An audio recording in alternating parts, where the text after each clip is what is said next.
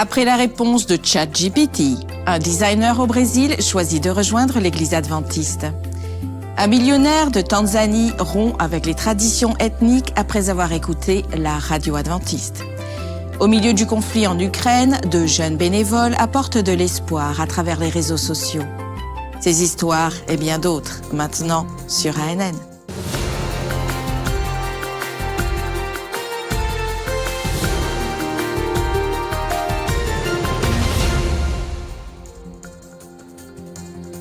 Bienvenue sur ANN. En Tanzanie, l'un des pays les plus pauvres d'Afrique, les traditions et les superstitions gouvernent encore la vie de nombreuses personnes. Mais au milieu de la pauvreté, de l'isolement, la foi est arrivée par le biais de la radio adventiste. Un leader du groupe ethnique Maasai, considéré comme un millionnaire en bétail, a entendu le message et a remis en question les croyances de sa propre tribu. Ce qui s'est passé ensuite a surpris toute la communauté. Nous sommes en Tanzanie, un pays célèbre pour le peuple Maasai, connu pour ses coutumes et vêtements aux couleurs vives. Ils m'ont accueilli avec une danse de saut traditionnelle debout. Ces guerriers peuvent sauter verticalement à près d'1 mètre de haut. Leurs sourires m'ont fait me sentir chez moi et ils m'ont même permis de porter leur bébé.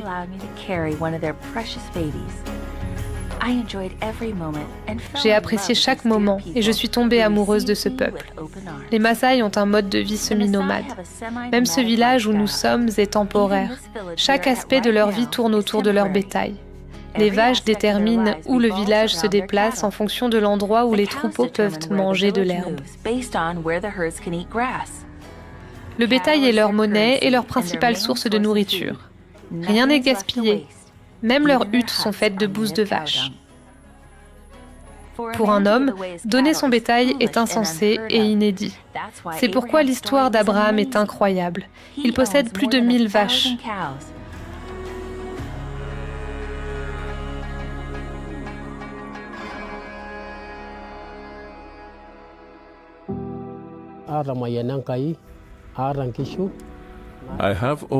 J'ai plus de 1000 vaches et je suis considéré comme riche par mon peuple. Mais quelque chose manquait dans ma vie. Abraham a été touché lors d'une campagne d'évangélisation et il est devenu un membre baptisé de l'Église adventiste. La plupart des Maasai ne peuvent ni lire ni écrire, ils apprennent donc par la radio. Abraham était ravi d'écouter AWR. Le sujet de la dîme a vraiment attiré son attention.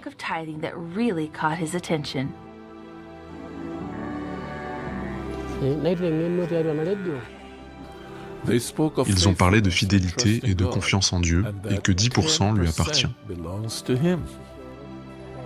Alors qu'il contemplait ce qu'il possédait, il savait ce qu'il devait faire. Alors il prit un engagement. Comme Jacob autrefois, il a marqué chaque 10e vache. Finalement, plus de 100 vaches étaient désignées pour Dieu. Mes amis et voisins pensèrent que j'étais fou. Pour les Maasai, 100 vaches valent environ $30 000. On ne donne pas sa ressource la plus importante. Bien que ridiculisé, Abraham était resté fidèle à Dieu. Ses voisins ont cessé de rire 9 mois plus tard. Ils ont été choqués de voir que beaucoup des vaches d'Abraham ont donné naissance à des jumeaux et ses moutons à des triplés. Les vaches ont rarement des jumeaux. C'est considéré comme historique quand cela arrive. Immédiatement, tout le monde a compris que ce miracle venait d'une puissance supérieure. Témoins de la fidélité d'Abraham, les Maasai ont exprimé leur désir de donner la dîme au président d'Union, le pasteur Godwin Likendil. Surpris, celui-ci a demandé s'ils étaient adventistes. Ils ont répondu que non, mais qu'ils voulaient être bénis comme Abraham. Gloire à Dieu. 9 mois plus tard, leurs vaches ont aussi eu des jumeaux.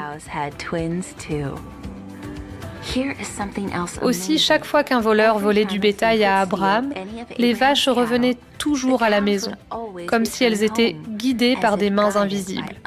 Maintenant, les voleurs ont peur de le voler.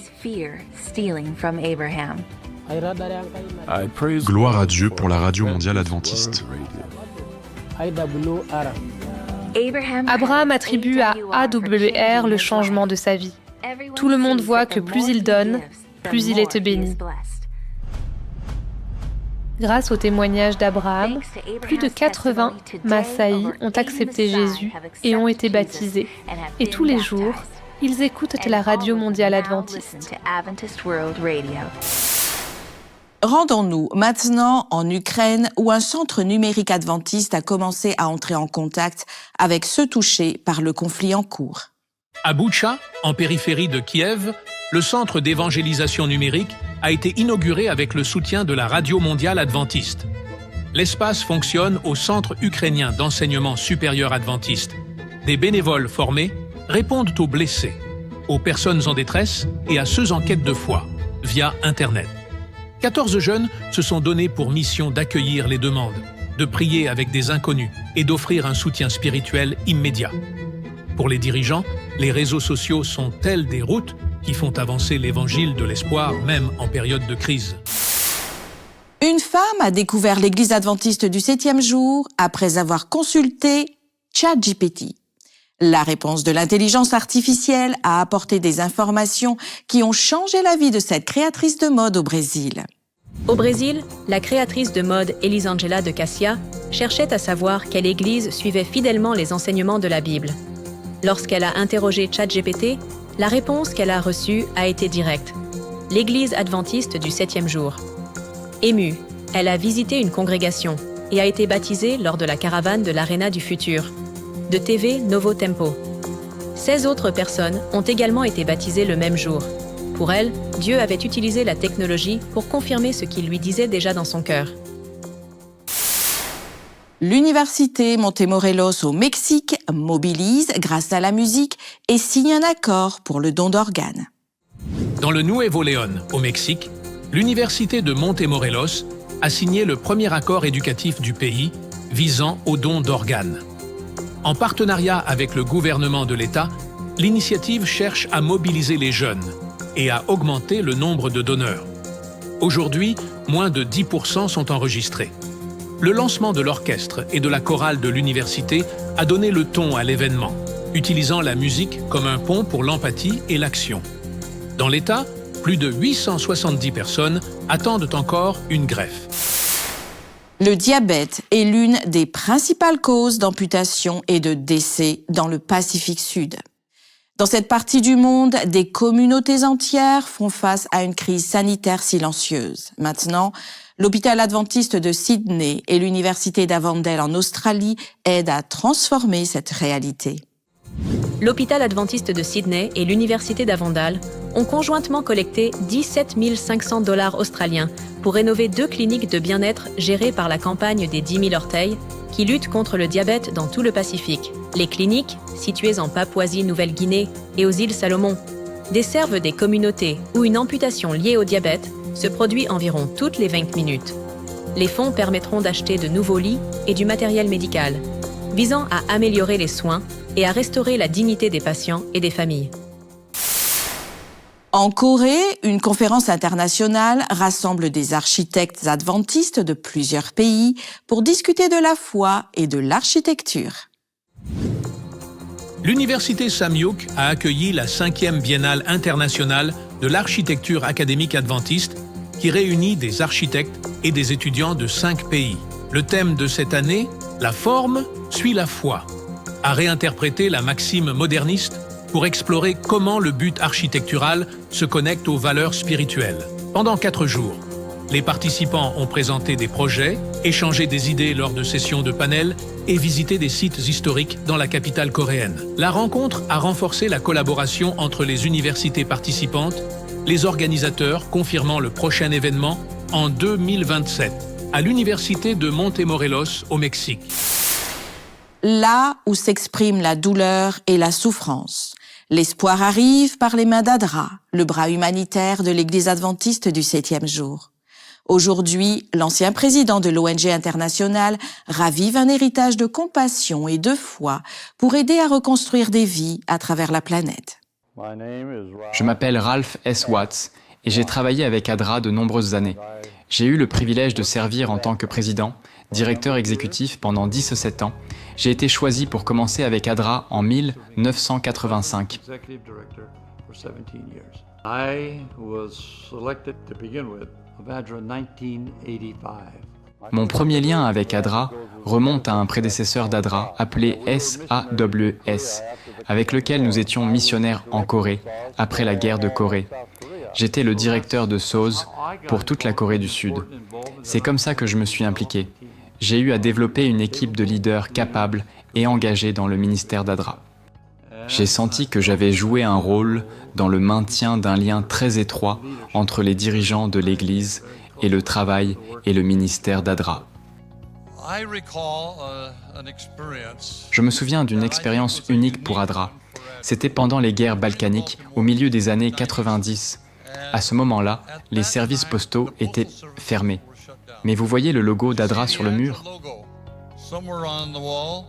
Ce logo est devenu le timbre postal pour que les gens du monde entier puissent envoyer et recevoir du courrier à Sarajevo. Et les adventistes et ADRA en étaient responsables. Frère Ralph, c'est un plaisir de vous rencontrer. Je m'appelle Igor Radonjic. Je suis né à Sarajevo. J'avais 11 ans quand la guerre a commencé en 1992. Ma famille et moi comptions sur le service postal pour les lettres. La seule façon de savoir que ma mère et le reste de la famille étaient en vie, c'était à travers les lettres. Donc, ma première rencontre avec l'église adventiste a été à travers ADRA. ADRA a nourri ma mère pendant la guerre aussi. Quand je pense à la mission et à ce que nous faisons en tant qu'Église, rien ne me parle plus qu'ADRA.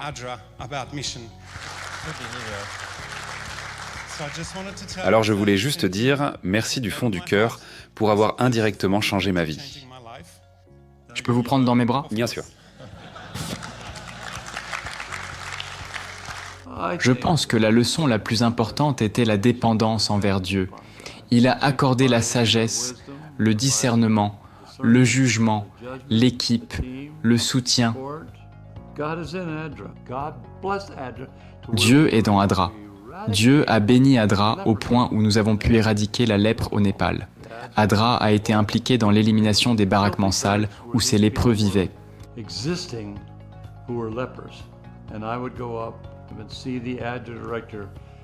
Je voyais le directeur d'ADRA prenant la main d'une petite vieille dame qui a perdu tous ses doigts, et il frotte sa main et essaie de l'adoucir, et il l'aide à se sentir un peu plus à l'aise.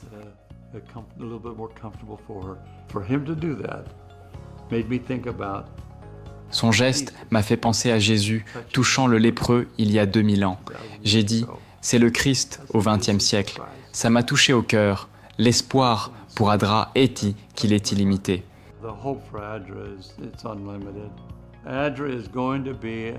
ADRA va être une agence qui aura un impact énorme sur le monde dans les mois et les années à venir. Nous ne recherchons pas la publicité, un nom célèbre ou les dons d'1 milliard de dollars. ADRA s'engage à aider les plus pauvres des pauvres dans les situations les plus humbles dans lesquelles ils se trouvent. C'est ce que nous faisons.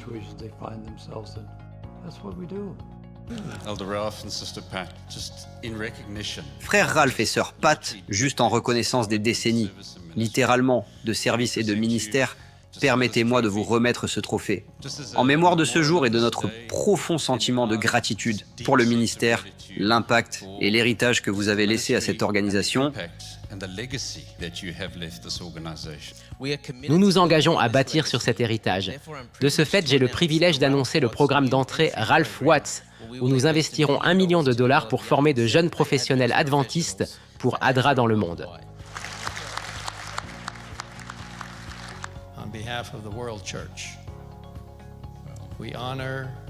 Au nom de l'Église mondiale, nous honorons Monsieur et Madame Watts.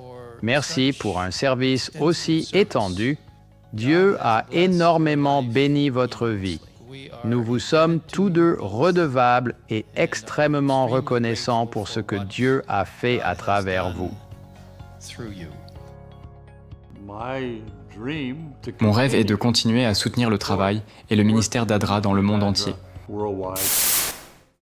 Dans le sud de l'Asie, le Népal a été le cadre d'une retraite qui a rassemblé des dirigeants et des familles adventistes pour des moments de renouveau spirituel et de renforcement des liens familiaux. Situé entre l'Inde et la Chine, le Népal est connu pour sa riche culture, ses paysages montagneux et la chaîne himalayenne, où se trouve le mont Everest, le plus haut sommet du monde. Dans ce cadre montagneux, l'Église adventiste a organisé une retraite spéciale pour les dirigeants de l'Église et leurs familles. Pendant le week-end, 17 familles ont participé à des activités d'intégration et d'apprentissage. Le programme était axé sur la reconnexion des cœurs et le renforcement des liens familiaux, rappelant que la famille fait partie du plan de Dieu. Depuis la création, Chanty Pocarel, directrice locale du ministère de la Famille, a partagé des conseils pratiques et des messages inspirants sur la vie de famille. Le président de l'Église adventiste au Népal, Umesh Kumar Pocarel, a souligné l'importance de s'éloigner de la routine et des villes animées pour passer du temps dans la nature, réfléchir et renforcer les liens avec Dieu, la famille et les amis. Samedi après-midi, les participants ont profité d'une promenade paisible dans la nature. Le soir, les familles se sont rassemblées autour du feu de camp pour chanter, jouer et participer à diverses activités. Selon les organisateurs, ce fut une expérience transformative qui a renforcé l'amour et l'unité dans chaque foyer. L'Église adventiste du 7e jour au Bangladesh a organisé un programme spécial qui a apporté amour, soin et soutien aux enfants orphelins et vulnérables dans diverses régions du pays. L'initiative, coordonnée par l'Église adventiste au Bangladesh, a souligné l'importance de chaque enfant en tant que précieux cadeau de Dieu. Au cours du programme, des bénévoles ont consacré du temps à parler, écouter des histoires et jouer avec les enfants. Des messages sur l'amour inconditionnel et la présence constante de Dieu ont apporté réconfort et sécurité aux petits participants. L'Église adventiste a réaffirmé son engagement à continuer de soutenir ses enfants et a annoncé de nouveaux programmes similaires qui auront lieu dans tout le reste du pays. L'aviation mondiale adventiste a transformé des vies et apporté de l'espoir aux Philippines. L'un des résultats de ce travail est l'histoire de Jaime, qui a décidé de donner sa vie à Dieu après avoir découvert la mission de l'équipe adventiste. Même confronté à des limites, il est devenu un exemple de courage et de foi.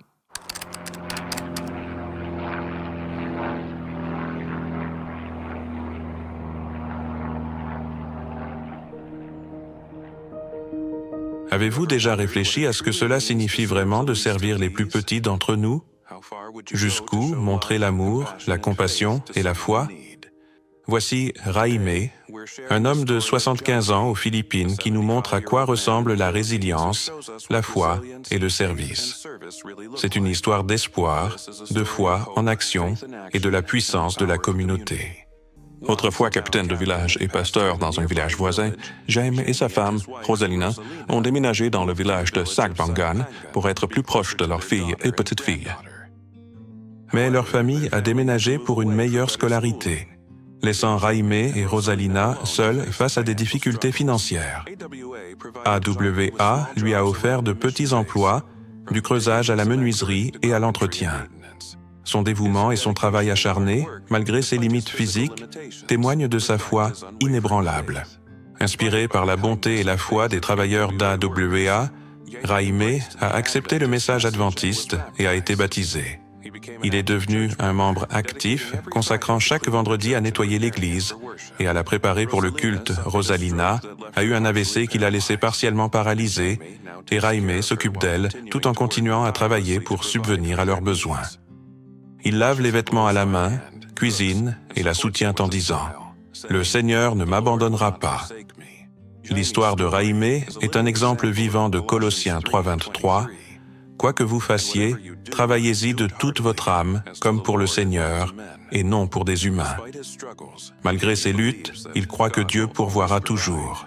L'histoire de Jaime n'est qu'un exemple de la façon dont l'aviation mondiale adventiste fait une différence dans les communautés éloignées. L'aviation mondiale adventiste, fondée en 1995 et liée à l'Église adventiste du 7e jour, opère dans des zones reculées avec une flotte de 30 avions. L'AWA effectue des vols qui fournissent une aide médicale, une assistance humanitaire et spirituelle aux communautés isolées. En Pologne, les dirigeants adventistes se sont réunis pour promouvoir une église plus sûre, exempte de violence. Des pasteurs et des anciens se sont réunis pour 2 conférences nationales sur le thème « Une église sans violence », axées sur des mesures pratiques pour prévenir et répondre aux abus dans les communautés de foi. des professionnels de la santé mentale et des praticiens pastoraux ont animé des sessions sur l'identification des signes avant-coureurs, le soutien aux victimes et le développement de politiques de protection et de protocoles d'église. Les participants ont également discuté des voies d'orientation, de la coopération avec les services spécialisés et des soins de longue durée. Des temps de prière et de culte ont été inclus dans le programme. Les réunions se sont conclues par un engagement commun des dirigeants d'église à mettre en œuvre une formation à la sécurité, à renforcer les procédures de signalement et à œuvrer pour que chaque congrégation devienne un lieu plus sûr. Un groupe de jeunes de l'Argentine se prépare à voyager à Cuba pour servir dans des communautés où il n'y a pas encore de présence adventiste. 25 jeunes de l'église adventiste de San Rafael, à Mendoza, organisent un voyage missionnaire qui promet de transformer des vies. Le projet Mission sans frontières est né du désir de servir Dieu et de partager son amour au-delà des frontières argentines. Inspirés par une invitation providentielle de missionnaires travaillant à Cuba, les jeunes ont intensifié leurs actions locales, visitant des familles, soutenant des écoles et priant avec des communautés dans le besoin. Maintenant, le groupe se prépare à se rendre sur l'île des Caraïbes, où ils travailleront dans des villes sans présence adventiste, pour offrir une aide humanitaire et partager le message d'espoir. La mission se déroule en partenariat avec le projet Courant de Lumière, qui vise à distribuer plus de 200 000 exemplaires du livre « La tragédie des siècles à Cuba ». Les jeunes Argentins croient que Dieu fournira les ressources nécessaires pour accomplir la mission d'apporter la lumière là où règnent encore les ténèbres. Nous poursuivons la découverte de notre série « Merveilles incroyables » de Hope Media Espagne. Cette collection de vidéos met en avant le pouvoir créatif de Dieu et la beauté de la vie. Dans l'épisode d'aujourd'hui, Beauté, Darwin et Design, nous plongerons dans l'univers de l'art, des couleurs, des motifs et des merveilles du monde animal et végétal avec une intention qui dépasse largement celle de la simple survie.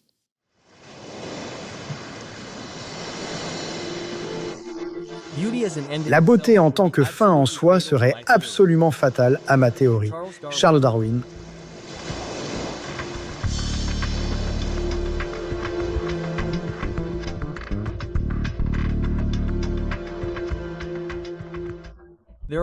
Il y a au moins 8 millions d'espèces différentes d'animaux et de plantes, et depuis plus d'un siècle, l'explication privilégiée de leur incroyable diversité a été la théorie de la sélection naturelle. L'hypothèse de Charles Darwin sur le changement biologique graduel et non dirigé a eu une énorme influence sur la science et la philosophie. Mais un processus matérialiste peut-il expliquer la variété des organismes vivants, mais aussi leur beauté extraordinaire? Le point de départ pour discuter de la sélection naturelle et de la beauté est Darwin lui-même. Il a écrit que lorsqu'il regardait la queue d'un paon, il avait mal au ventre parce qu'il voyait quelque chose qui dépassait ce que ses théories des sélections naturelles et sexuelles pouvaient expliquer.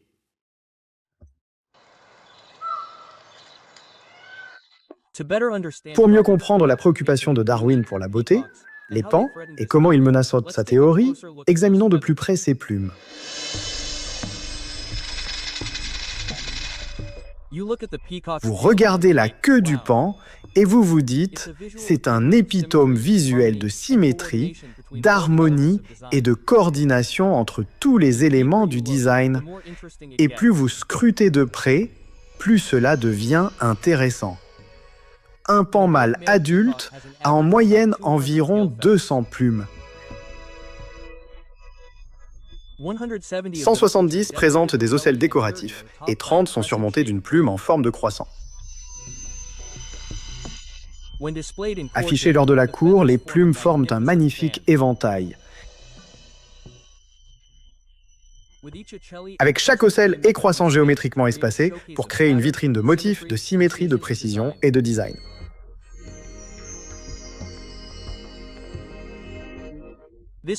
Cet oiseau est une œuvre d'art vivante. Et de près, vous voyez l'artisanat, la planification et l'ingénierie subtile qui sont absolument évidents. Dans la nature, la beauté n'est pas limitée au pan, car les royaumes animal et végétal sont remplis d'expositions visuelles époustouflantes, chacune évoquant une question évidente. La sélection naturelle peut-elle produire une telle expression artistique ? Un processus aveugle sans prévoyance, ou but qui a théoriquement construit chaque détail de chaque organisme à travers une série d'accidents biologiques, des erreurs aléatoires dans le code génétique, parce que le hasard, par définition, n'est pas dirigé vers une destination spécifique. Ainsi, les outils explicatifs que la sélection naturelle offre sont bien trop grossiers pour ce qu'ils sont censés expliquer. Ce que nous avons juste en face de nous, dans le pan, les poissons tropicaux, l'œil de l'aigle, dans ces conceptions exquises qui affichent l'ingénierie, mais aussi l'art, la fantaisie, l'humour, la subtilité, toutes les marques d'un intellect suprême.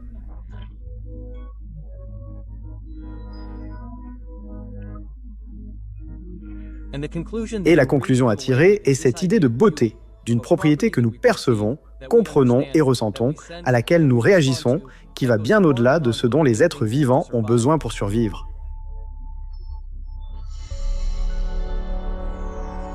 Ce signe nous emmène au-delà du monde vers une cause transcendante, divine. Le monde est un design. C'est la seule inférence raisonnable qui peut être faite à partir de ce que nous voyons. Dans les prochains épisodes d'ANN, nous continuerons à suivre la série Merveilles incroyables. Hope Media, le producteur audiovisuel officiel de l'Église adventiste en Espagne, partage l'espoir à travers les médias depuis 25 ans. L'organisation Les Volontaires de Maranatha International est un ministère de soutien de l'Église adventiste du 7e jour. Il continue de transformer des vies grâce à des projets de bénévolat dans diverses régions du monde.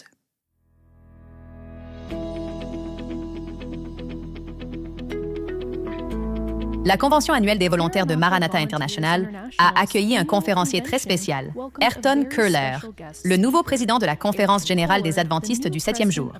Le 20 septembre, près de 2000 personnes ont assisté à son sermon qui appelait chacun à faire partie de l'œuvre de Dieu dans le monde par l'intermédiaire de Maranatha.